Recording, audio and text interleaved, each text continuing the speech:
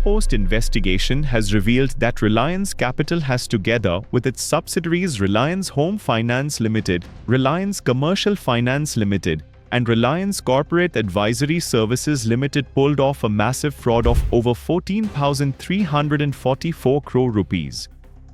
This fraud also consists in siphoning off public funds by the financing arm of the ADA Group in the form of loans secured from various banks. And this was done by creating one layer after another layer to cover the tracks while routing those funds to family coffers. The express purpose of camouflaging the fraudulent transactions was to keep the identities of the ultimate beneficiaries a secret. Cobrapost has found Reliance Home Finance, Reliance Commercial Finance, and Reliance Corporate Advisory Services to have diverted funds worth more than 7,965 crore rupees, 4,979 rupees, and 1,400 crore rupees, respectively, out of the funds diverted by Reliance Capital.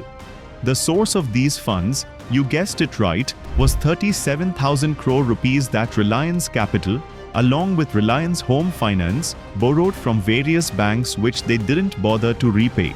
Now we will throw light on how these three Reliance Capital subsidiaries diverted these funds further down. As analysis of documents accessed by Cobrapost has revealed, Reliance Home Finance has over the years diverted a sum of 7,965 crore rupees by advancing loans to 49 entities. The quantum of funds diverted by the retail lending arm of Reliance Capital in housing and construction sector is more than 50% of its book size. The 49 entities to which these funds were diverted are: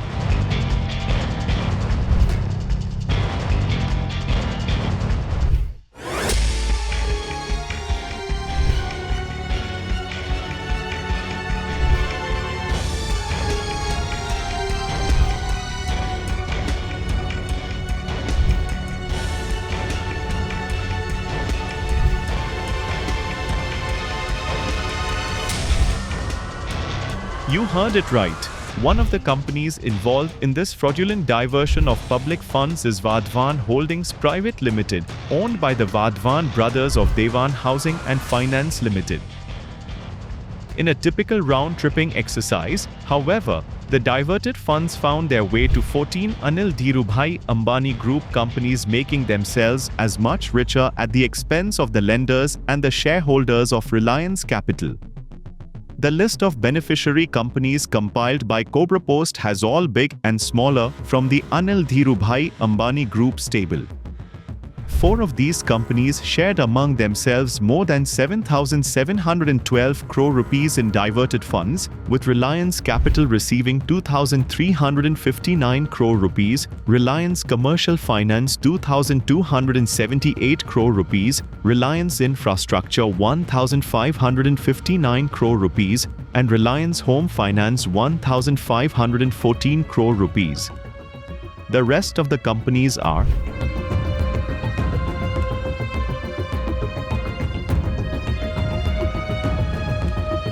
It will not be out of place to recall that Reliance Capital had an outstanding debt of 18,483.02 crore rupees in March 2011. Alarmed, perhaps, at the Dhirubhai Ambani Group's propensity for delinquency in discharging liabilities towards lenders, the Bank of Baroda conducted a forensic audit of its loan transactions with Reliance Home Finance Limited. The Bank of Baroda, which was the lead bank of a consortium of PSU lender banks, identified in its audit the movement of funds and found Reliance Home Finance Limited had made disbursals of loans to potentially indirectly linked entities between 1st April 2016 and 30th June 2019.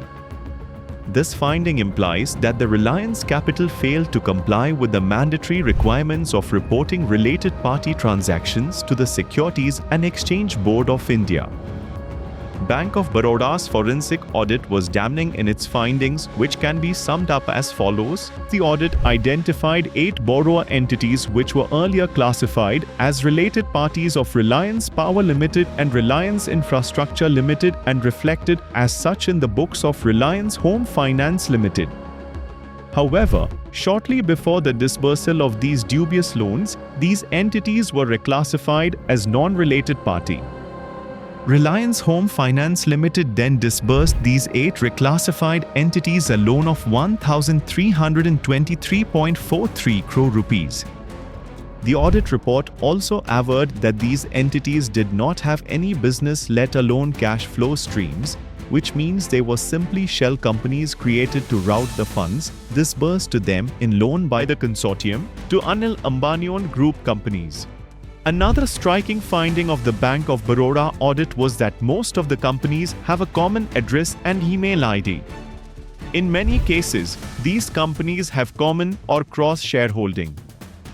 It is surprising to note here that the consortium of lender banks led by the Bank of Baroda preferred to twiddle their thumbs in spite of the damning audit report.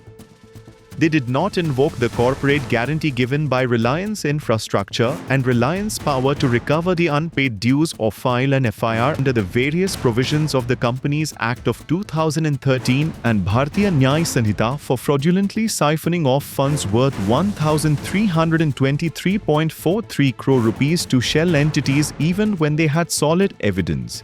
They could have as well filed a case by invoking Section 25 of the Payment and Settlement Systems Act of 2007 to recover the loan. They instead preferred a corporate insolvency resolution process route and approached the National Company Law Tribunal formed under the Insolvency and Bankruptcy Code (IBC) promulgated by the central government in 2016. Recovery of loans is not as much difficult if the lenders are willing to show will. Here is an example which shows how a delinquent borrower or willful defaulter can be brought around to paying upfront every penny they owed. In 2019, Swedish telecom equipment manufacturer Ericsson claimed its dues of 458.77 crore rupees from Reliance Communications and approached the Supreme Court, which held Anil Ambani in contempt. His elder sibling stepped in to help him avoid a jail term and coughed up the money a day before the deadline to pay up expired. Reliance Corporate Advisory Services, another subsidiary of Reliance Capital, has been used as a special purpose vehicle to route funds to Anil Ambani promoted group companies in the form of 0% debentures and loans. Cobrapost investigation has found Reliance Capital to have routed 1,400 crore rupees through Reliance Corporate Advisory Services. The typical modus operandi used by Reliance Capital to divert 1,400 crore rupees through Reliance Corporate Advisory Services is as follows: advancing loans from holding company Reliance Capital to Reliance Corporate Advisory Services. These funds were then used to grant loans to or make investment in various companies to plow back in personally controlled companies. In most cases, the loan was granted to promoter group companies of various groups like Yes Bank, owned by Rana Kapoor, and Vadhavan controlled Dewan Housing and Finance Limited, among others. In consideration of these loans and investments, the promoter of Ada Group received kickbacks in Anil Ambani's personally controlled companies from these recipient companies, which is being investigated by the Enforcement Directorate. The value of transactions involved is 1,400 crore rupees, typically a round-tripping transaction to siphon off funds from the company and to hide the blatant fraud from regulatory agencies, auditors and stakeholders. Reliance Home Finance Limited and Reliance Commercial Finance Limited together extended a sum of 288 crore rupees in loan investment to Vadhavan Holdings. In turn, the ADA Group companies secured loans worth 1,285 crore rupees in 7 of promoter-controlled companies. These companies are Kunjbihari Developers and Edico Venture, which received, respectively, 650 crore rupees and 635 crore rupees in an apparently round-tripping exercise aimed to camouflage the dubious transactions. It is worthwhile to note that Reliance Corporate Advisory Services and many other Reliance Capital subsidiaries which are recipients of diverted funds are still operational and a large recovery is possible from the beneficiaries.